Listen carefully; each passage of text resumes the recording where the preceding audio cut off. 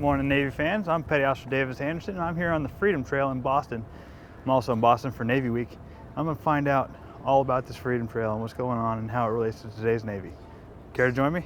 Awesome.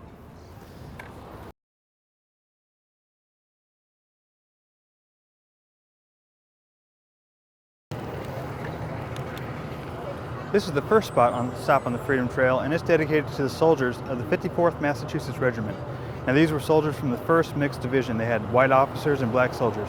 Today, sailors and all servicemen come from all walks of life. And as sailors, we fight on, above, and below the sea. So let's go find out some more. Ready?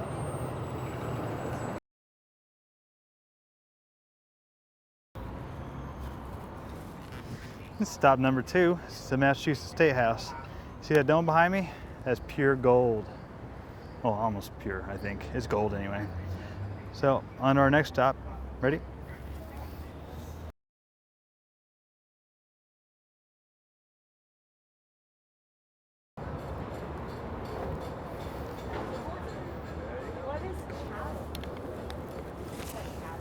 Another famous stop, Boston Common. Take a look around.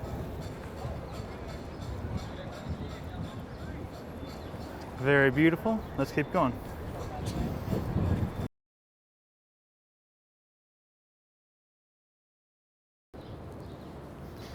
Many people from the Revolutionary War buried in here.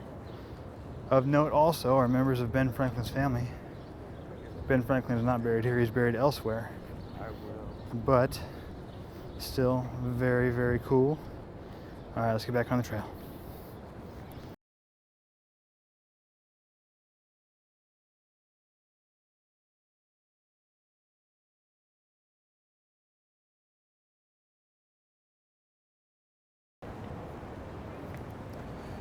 Take a look. This is the site of the old corner bookstore, now a restaurant. Very nice, preserved literary history of the area. All right, and we're off.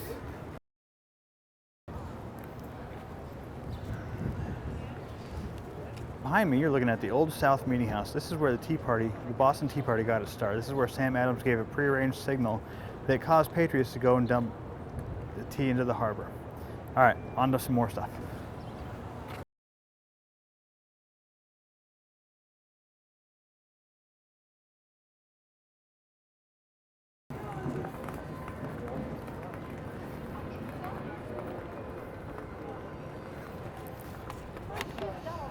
This is the old Massachusetts State House. This is where they read to the citizens of Massachusetts for the first time the Declaration of Independence.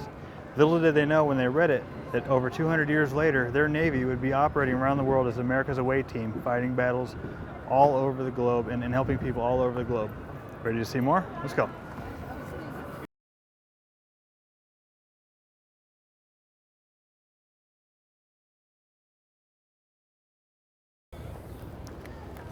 This is Faneuil Hall, and this is where patriots gathered to protest British tyranny during the Revolution.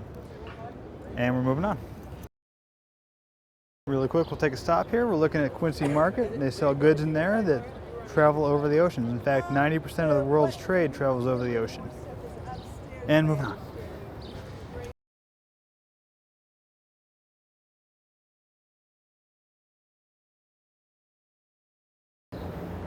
All right, and we're looking at the old Union Oyster House. This used to be a package and dry goods store before it became America's oldest restaurant in 1826. But before that, the harbor used to run right up to the back door, and they used to get shipments of goods because, as we all know, 70% of the earth is covered by water, so they shipped most of their stuff over the water to this dry goods store. Now, 80% of the population, much like Boston, lives near the water. 90% of those goods that everybody gets travels over the water, and the Navy protects those, as they've always done, as long as there's been an American Navy. Ready to see more? Let's go. Walking by America's oldest tavern as well. Very nice. I'd like to stop and have a drink sometime, but maybe not today.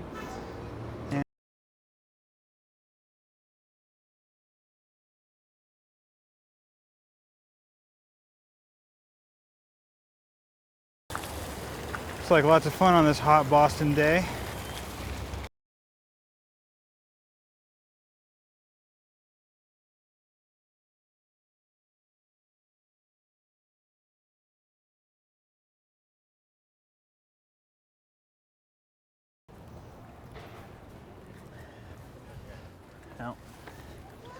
Here's a statue of Paul Revere doing his midnight ride. Now, if he had been riding today, he might have hung a fluorescent bulb at the Old North Church to save energy. The Navy is leading the way in energy innovation and research. Ready to see more? Let's go.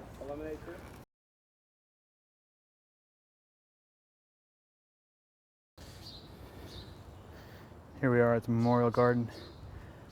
This is dog tags of men and women who have fallen in Iraq and Afghanistan. Thank you very much, brothers, sisters.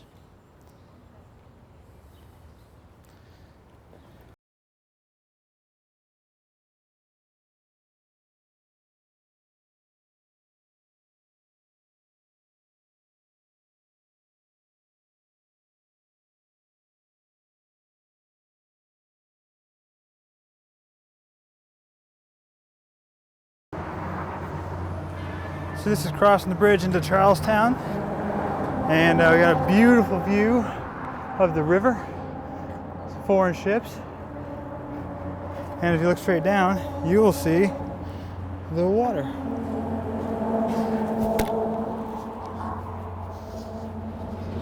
Straight down there. Yep, water.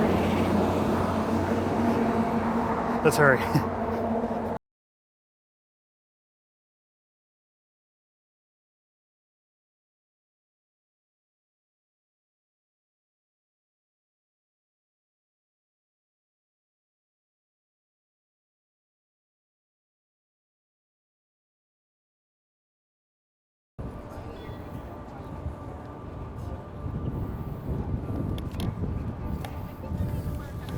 There you have USS Constitution, the world's oldest commissioned warship. She was originally commissioned as one of 6 frigates to fight the War of 1812, and her original mission was to combat piracy, much like sailors today are combating piracy. And we're off.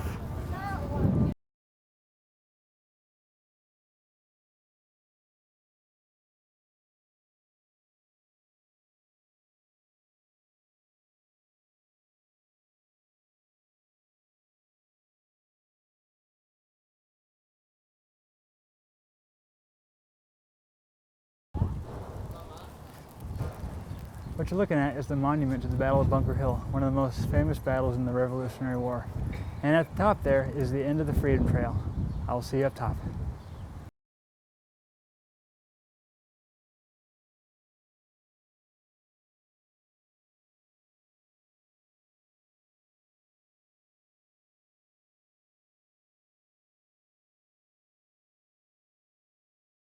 The seat part is nice when you get up here. So there you have it. That's the end of the Freedom Trail. 2.5 miles of American history. Thanks for walking with me. Goodbye.